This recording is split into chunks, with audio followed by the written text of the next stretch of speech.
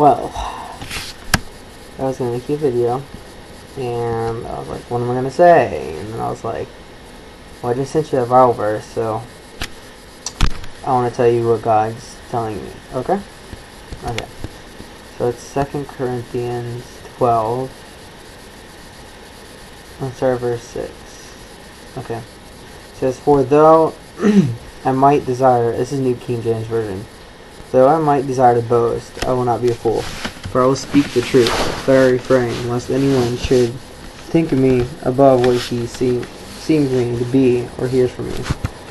Unless I should be exalted above measure by the abundance of the relations, a thorn in the flesh was given to me, a messenger of Satan to buffet me, lest I be exalted above measure.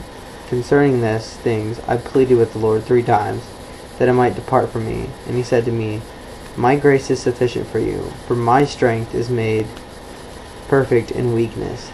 Therefore most gladly I will rather boast in my infirmities, that the power of Christ may rest upon me.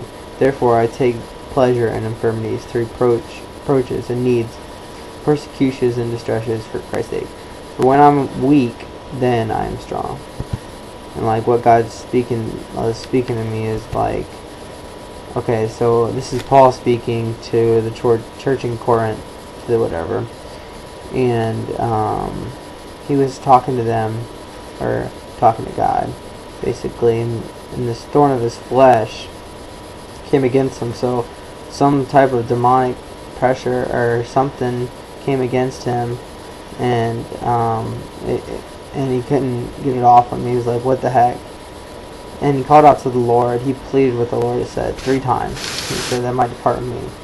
And Jesus then said to him, when you're weak, then I can be made strong, for his grace is sufficient for you.